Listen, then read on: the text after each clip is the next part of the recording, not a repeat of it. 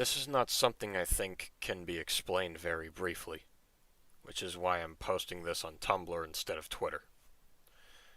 I was scrolling through Simpsons clip videos on YouTube out of pure boredom, and I saw a video in my recommended tab. The thumbnail was a random Simpsons stock image, and the username of the uploader was something like Simpsons full episodes free, or something like that. PFP was also a stock image of Bart. The video's title was nothing special, just a bunch of keywords with the season and episode, but I remember the season was way over the actual amount of seasons that the real Simpsons show has as of writing this. The actual show has 34 seasons, by the way. Another thing in the title was that the episode number was 30.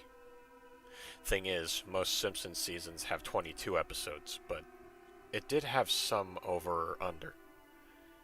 But it never reached that high over 22. However, the first thing in the title was, "Where did Lisa go?" I clicked on it, and this is what I remember from the video. The video started with the normal Simpsons intro. Thing is, in the scene in the intro where Lisa plays a solo on the saxophone and walks out of class with the door closing behind her, the frame stays still and silent on the closed door for an uncomfortable amount of time before continuing. The couch gag depicted was one obviously not from the current year because of the quality, but it was that couch gag where they got painted onto the chairs. The TV screen title card reads, "Where did Lisa go?" in an entirely different font and being cyan instead of yellow. The episode starts with Lisa at school during math class. Edna Crabapple is the one teaching, despite her having died in season 25, episode 3. Lisa looks out the window with a confused face. We get a very long, silent, uncomfortably long shot of the outside of the class. Behind a tree visible behind the window, a silhouette steps out. It looks directly at Lisa. Cutting back to Lisa, staring in awe instead of confusion like before. Once recess starts, Lisa looks around for the silhouette. Once she notices it, she immediately attempts to get far away from it. Random scenes of Lisa outside during recess from earlier on in the series are shown, though sometimes being edited so that Lisa gets caught off guard and goes back to staring at the silhouette. This little back and forth continues repeating until Lisa looks back in awe again and walks forward. It shows a side view of Lisa walking to the silhouette, and the second she reaches the thing, it leaps at her and the screen cuts to black. It cuts to the tree with Lisa and the silhouette gone. A little time card shows up with the words, 3 weeks later. The screen fades into what seems to be a missing poster with Lisa's face on it. We cut to a shot of the outside of the Simpsons' home. Marge is crying in her room. It just stays on a shot of her crying for a very long time. The next shot is Homer walking in, sitting down and not turning on the TV. He just cups his head in his hands, with his eyes blankly staring at the floor. Bart is in his room, sitting on his bed. He looks forlorn, probably due to his sister's disappearance. The last shot that appears was just Lisa's room entirely empty. Another time card appears, and it reads, 2 days later. Marge is seen getting up and going to the basement. The entire time this happens, she has a blank look on her face, the only emotion being the bags under her eyes. When she goes into the basement, she pulls out something from under a table. A shotgun. She loads it with shells and places it below her chin. And there is yet again a very long and uncomfortable pause. Then, before Marge can pull the trigger, she hears a voice somewhere that makes her stop dead in her tracks. "Mom! I'm here!" She quickly hides the gun back where she put it and runs into the hallway. Lisa is there. except something is very wrong. First off, the whole background is very darkened and distorted. Second off, she isn't looking at Marge. She's just staring. Thirdly, Lisa seems stretched out, like she was just stretched in Photoshop. And lastly, her pupils are not there, just a white slate where they used to be. Marge seems to notice none of this, too distracted by the idea of getting her child back. That is, until a large, low-pitched booming voice is heard. White text appears on screen, acting as subtitles for the voice. "Don't you want your little girl back? She's right there. Go on, make her happy. She's sad. Make her happy. Go to her. Go to her." Marge immediately brushes off the voice and Lisa's different appearance, seemingly too distracted with the prospect of getting her child back. "Lisa! Sweetie! Come here! Mama's here! Where have you been? Are you okay?" Marge stops dead in her tracks. Lisa suddenly turns to face Marge. Her jaw snaps and lowers to impossible proportions. Her jaw hits the floor as he stays standing. Suddenly, the silhouette from the beginning of the episode crawls out of Lisa like she was some kind of costume. The farce of Lisa folds like an actual costume once the silhouette fully crawls out. "You're not my daughter," Marge says. You're not my fucking daughter! Get the fuck away from me! What did you do to her? You thing! Get away from me! No response from the creature. "I'll fucking kill you!" Homer wakes up from his slumber and walks outside, getting to where Marge is. His tired but also concerned expression turns to full-fledged terror.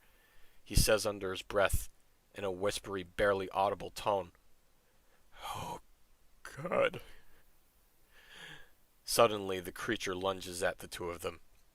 He first attacks Marge, punching her in the face so hard blood comes flying out of her mouth. Homer is immediately angered and horrified. "Don't you fucking touch her! You son of a bitch!" Homer tries to strangle the creature and ends up successfully tackling them to the ground. But something happens.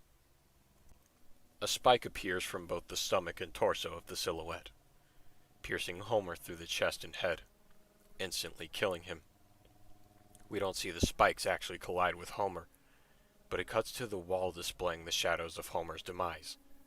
Marge gets up and sees Homer's dead body laying on the ground, and is horrified. She lets out an ear-piercing scream and runs away. However, she does something clever. She runs to the basement. Once she grabs the shotgun and situates herself at the bottom of the stairs, she stands there waiting for the silhouette. As soon as the door opens and the silhouette appears at the top of the staircase, the white text appears for a single frame. "I have already taken 2 of your loved ones. Submit." Marge immediately fires, over and over. Nothing happens to the silhouette. All that's left from the shotgun is empty clicking noises.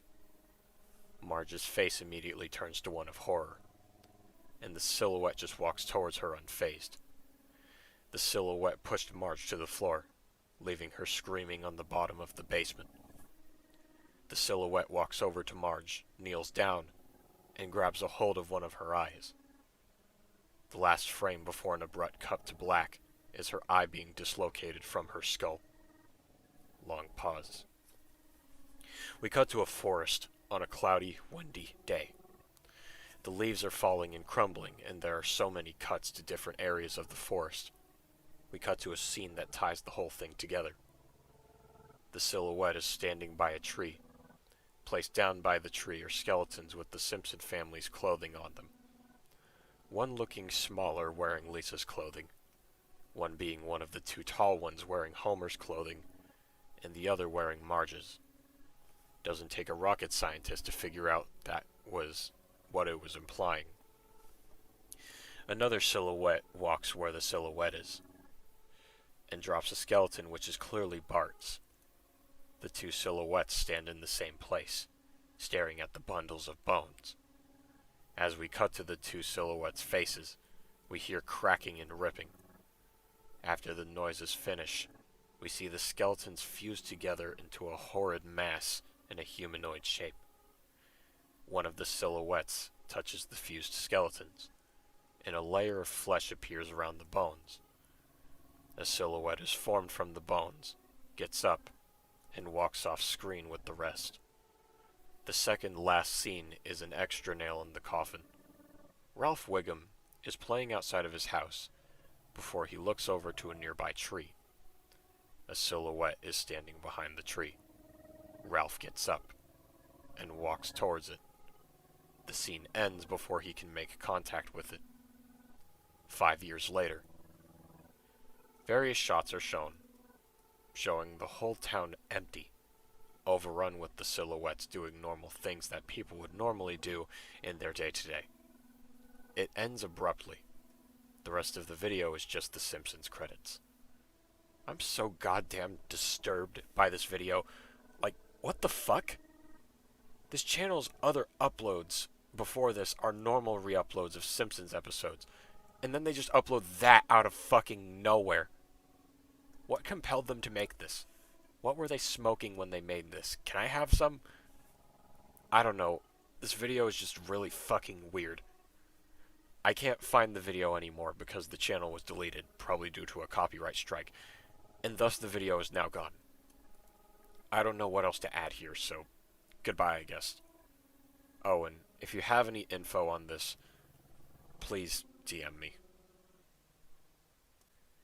So I decided to re-review Where Did Lisa Go because I came to realize that in my original review for it, I was way too harsh when it came to the rating.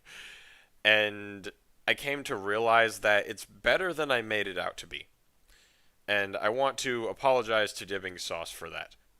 But anyways, back to this review. A few things I did like about the story. One thing I really liked was how the characters acted like how they would in a situation like this. Especially Marge. She was sad at first, and then she heard this eldritch abomination downstairs masquerading as her daughter.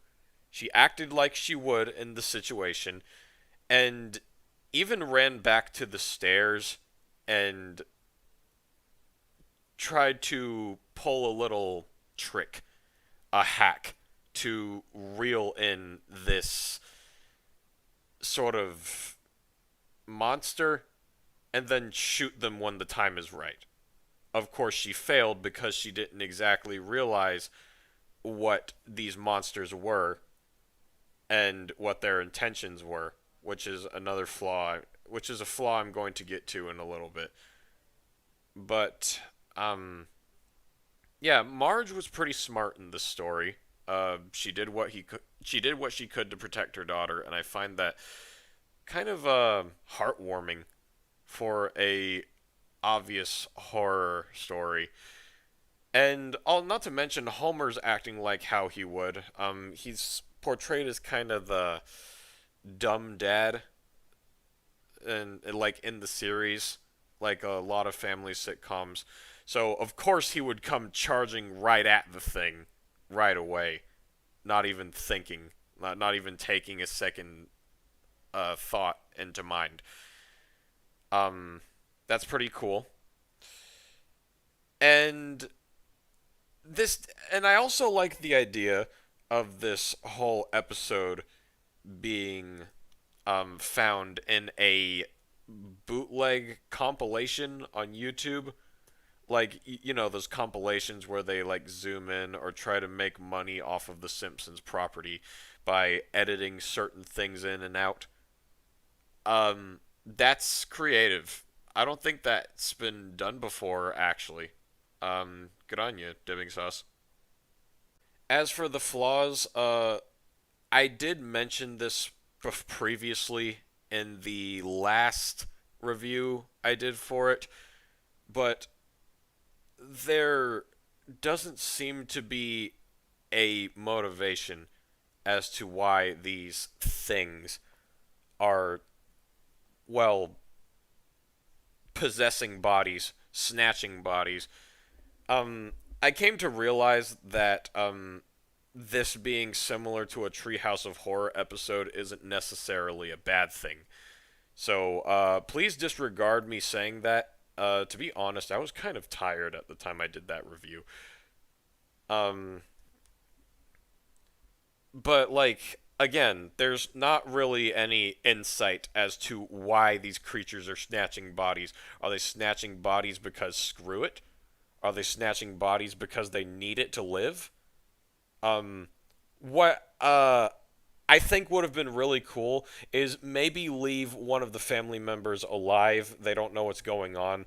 Maybe Maggie. Probably leave Maggie, the baby, still alive. They're like small, like not exactly easy to spot in some places. So maybe you could have had her roam around the house, maybe follow the shadows out of curiosity and find out where their origin was. That would have been interesting. Like, would have been some interesting insight to point out what exactly this was all about. And not to mention, the ending kind of docks some points for me because they just go on to take over the entirety of Springfield. Like, I feel like it would have been better to end it off where like the whole family was killed by these things, but like you could have added some mystery, you know. You could have added a sense of mystery where maybe like it leaves off there. Like who knows? Maybe the cops went to investigate and they couldn't find a reason, something like that. But anyways, yeah. I'm going to bring the review for this up to a 7.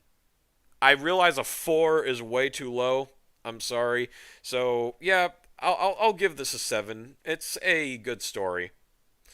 I just wish some things could have more insight. But as always, this is simply my personal opinion. We all have our opinions regarding these pastas. What did you think of the pasta? What would you have done to improve upon it? And as always, I will see you all in the next narration. I love you all. Bless.